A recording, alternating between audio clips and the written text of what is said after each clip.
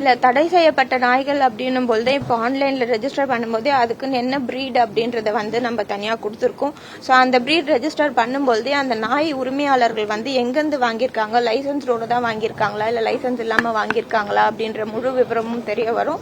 அப்படி கண்டறியப்பட்டால் அந்த தனிநபரிடம் தனியாக நடவடிக்கை எடுக்கப்படும்.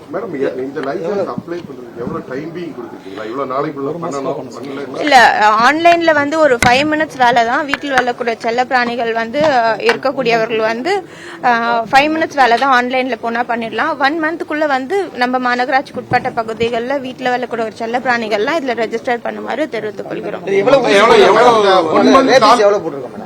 மேடம் 1 month கால அவகாசம் கொடுத்திருக்கோம். ஒருவேளை அந்த 1 monthக்குள்ளாடி அவங்க தவறுனா அவங்க மேல ஏதாவது பெனால்டிஸ் மாதிரி ஏதாவது சார்ஜ் பண்ண வாய்ப்பு இல்ல. நம்ம 1 month டைம் கொடுத்திருக்கோம். அவங்க ரெஜிஸ்டர் பண்ணட்டும், அதுக்கப்புறமா வந்து பெனால்டி போடுறத பாக்கலாம். இது வரைக்கும் ராபிஸ் வந்து மாநகராட்சியில வந்து கிட்டத்தட்ட 1,80,000 நாய்கள் வந்து நம்ம 2023 வந்து கணக்கிட எடுப்புல தெரிய வந்திருக்கு.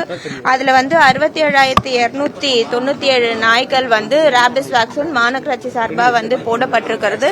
தொடர்ந்து அந்த பணிகள் வந்து நடைபெற்று வருகிறது. வரக்கூடிய காலகட்டங்களில் சென்னை மாநகராட்சி முழுவதுமா வந்து அனைத்து சாலையில் இருக்கக்கூடிய நாய்களுக்கும் இந்த ராபிஸ் வேக்சின் வந்து போட்டு முடிக்கப்படும்.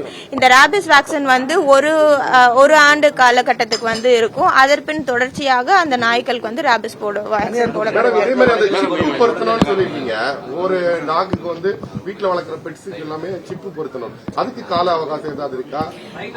அதுவும் அந்த 1 month இல்ல 1 month டைம் கொடுத்திருக்கோம். மாநகராட்சி சார்பா வந்து இந்த சிப் பொருத்தப்படும். அதே போல தனியார் இருக்கக்கூடிய பெட் கிளினிக்ஸ் எல்லாருமே வந்து இந்த மாநகராட்சி இருக்கக்கூடிய போர்ட்டல்ல வந்து ஜாயின் பண்ணிடுவாங்க.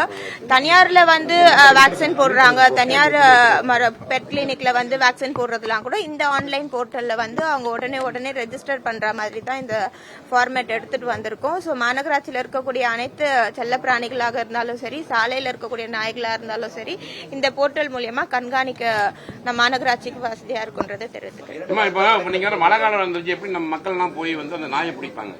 ஏற்கனவே வந்து ரோடு எல்லாம் சரியில்லாம இருக்கு. இப்ப இந்த மழை காலம் அந்த பணிகள் எப்படி இருக்கும்? இதோட சேர்த்து நாய் வந்து நாய்க்கு தனி டிபார்ட்மெண்ட் இருக்கு. மழை காலம் இல்ல மாநகராட்சி சார்பா வந்து பல்வேறு துறைகள் வந்து செயல்பட்டு வருகிறது. அதுல ஹெல்த் டிபார்ட்மெண்ட் தனியா இருக்கு. ஹெல்த் டிபார்ட்மெண்ட் கீழ வெட்டினரின்னு தனியா டிபார்ட்மெண்ட் இருக்கு. அதுக்குன்னு தனியா HODs இருக்காங்க. சோ கண்டிப்பா இது வந்து தொடர்ந்து பொதுமக்களோட கோரிக்கை வந்து இது இருக்கிறதுனால நம்ம மாநகராட்சி சார்பா இந்த ஒரு முன்னெடுப்பு எடுத்திருக்கோம்.